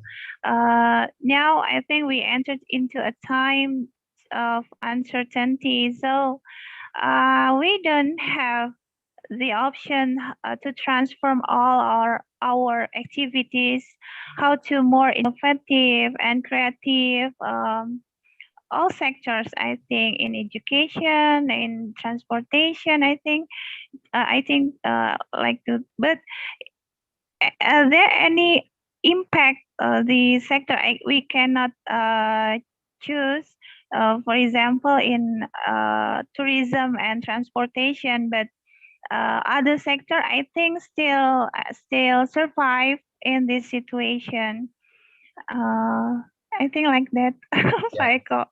Thank you very much, everyone, because we don't have enough time. So for those already have chat to me, Japri or direct message to me, I cannot read and give the question to all the speakers.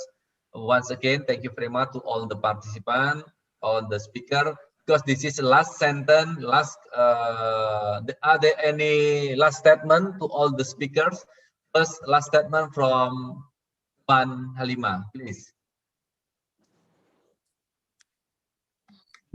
Sorry, one more time, Pak Eko. Because we want to close this event, do you have a last sentence or closing statement from you? All right. Okay. I think this is quite a good topic, and I suppose all audience here is lecturers. So I think this is our roles, not just to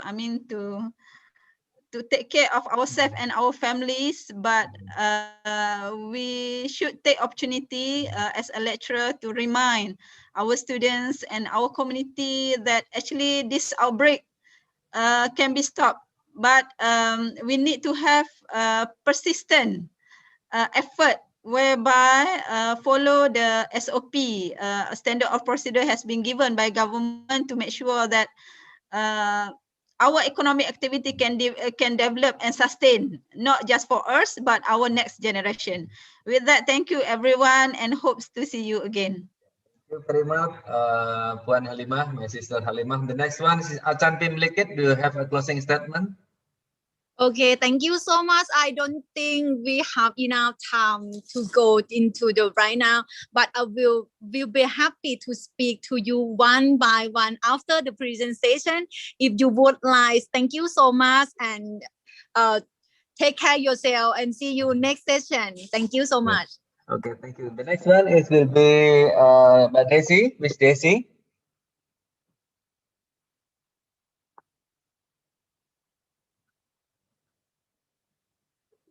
Desi? Okay, thank you very much, everyone. Nice to meet you in here. There is no video. Okay, nggak ada video ya. Okay. Sebentar. Okay. Okay. Okay, thank you very much, everyone, for participation in here. Nice to meet you. To know in here, I think this situation we don't know when this situation will finish. So I think this is not only government responsible to make this situation good, but this is our responsibility to how to we survive in this situation. I think like that. Wassalamualaikum warahmatullahi wabarakatuh.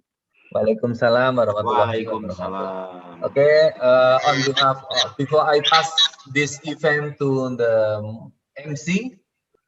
I would like, first of all, I would like to thank you very much to Puan Halima, Atan Tim Likit, Dr. Desi, who already joined here. We will meet again, either online or offline, because I prefer offline, because in offline we can do dinner together and also sharing our papers. And to all of my co-hosts, Universitas Muhammadiyah Jember, Universitas Muhammadiyah Jakarta, Universitas Muhammadiyah Yogyakarta, and then all asosiasi dosen ilmu pemerintahan Indonesia, ADIPSI, APSIPI, I would like to say thank you very much. Indeed, all my partner, international partner from the Philippines, Mindanao State University Institute Elegance Technology, and then from Malaysia, Universitas Utara Malaysia, University Terengganu, and then Universitas Science Malaysia, and from the Thailand, I would like to say thank you very much from our partner, University of Kalasin University, Konkan University, Maijo University, Thammasat University, and then Nasarakan University, who already support from this event.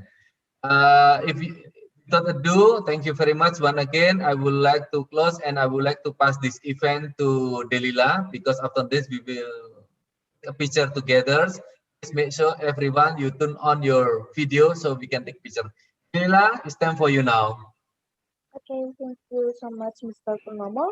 Dear all participants, please kindly open your camera and I will take a screenshot of today with you. Okay, ready?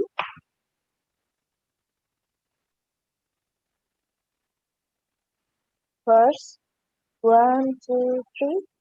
Okay, next. 1, 2, 3. Okay. Next. 1, 2, 3. Okay, next. 1, 2, 3. Okay. Thank you so much for your participation. With this, we officially close the webinar series held from February 15 to May 30.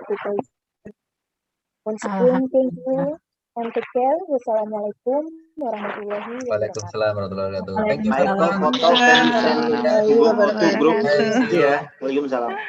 Mbak Rohana, Likit, Mbak Desi, thank you all the participants.